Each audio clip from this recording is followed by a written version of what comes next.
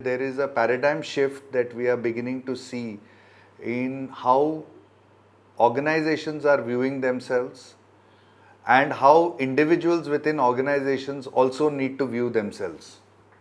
The shift we are calling a shift from the efficiency paradigm to a contribution paradigm. What do we mean by it? In the efficiency paradigm, the world was about creating value through reducing costs, through increasing productivity, by trying to extract more out of existing resources.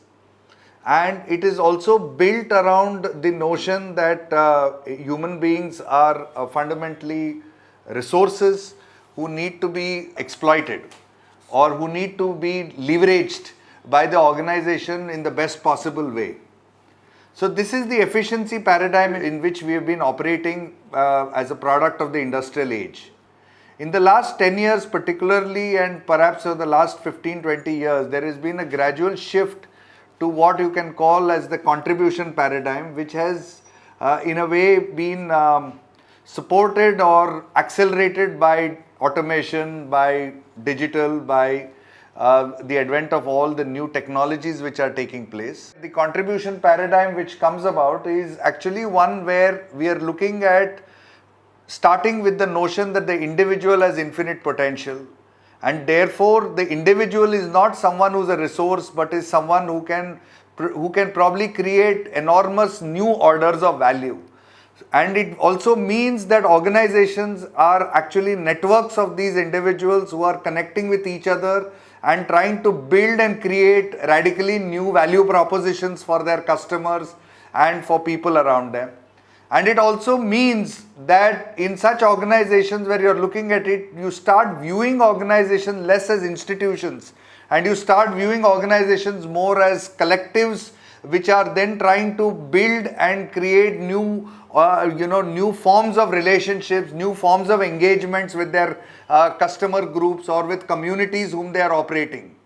So it's fundamentally a shift from an extractive or a model where you are looking at a limited set of resources through which you are trying to be efficient and trying to be productive about the whole thing, to a paradigm where you are looking at actually infinite resources, because the resources are really starting with individuals, with knowledge, with design, with an infinite capacity to create value, and with enabling technologies that really allow you to transmit all this at scale and speed at relatively almost zero cost.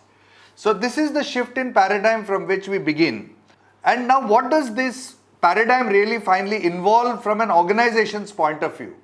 From an organization's point of view, it really means that we start focusing first of all on outcomes rather than on processes, because you're saying, okay, what is it that we want to make happen in completely new ways? We are looking at a shift from relationships, which is more about personal human connect, or it might be about transactions, from relationships and transactions to a new space of engagement where both of them get integrated into new value creating kind of conversations which are taking place. Speed and agility obviously are characteristics that come from such a world, and value creation is obviously the most important parameter which the collective as a whole looks at. But what's also interesting is that such a paradigm implies in the longer run sustainable evolution.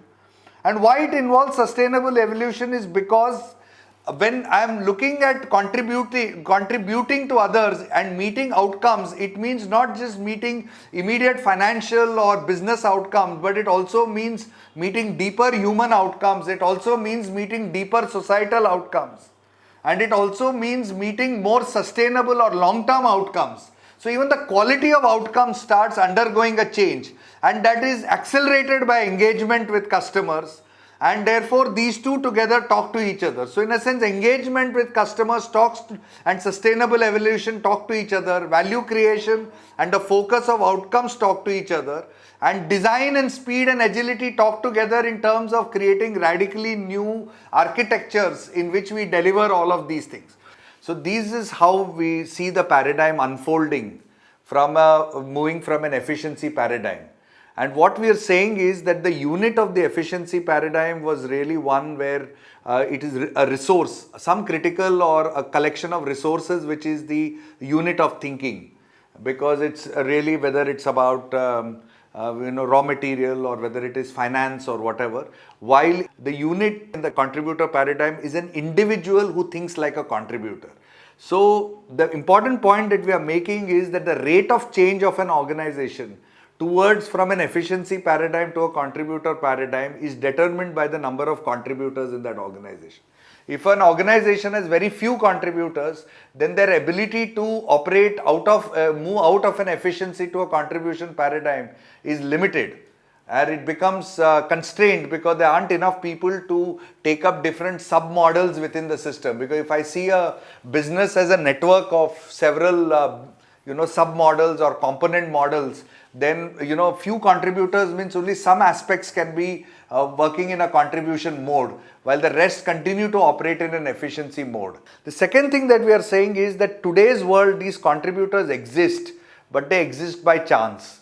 And our own experience has been that a degree from a top university is not necessarily a guarantee that somebody is going to be a contributor. So the contributors are not determined by qualifications or background, but they are determined by the way they think and what they bring to the table as individuals.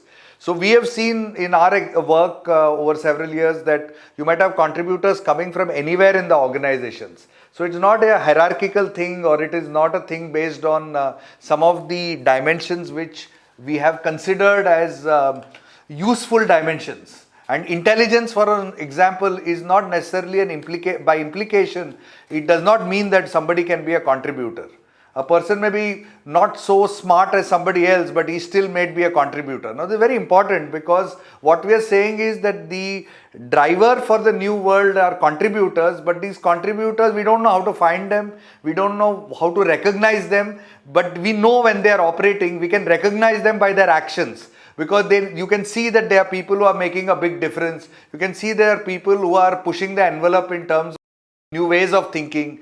There are people who are bringing new orders of value into an organization. So you can see them by their impact, but you don't know how to recognize them or find them. This is really the problem statement that we are putting on the table, that our goal is to build or nurture contributors by design in organizations so that it will accelerate their movement towards a new paradigm or a new way of thinking about the world.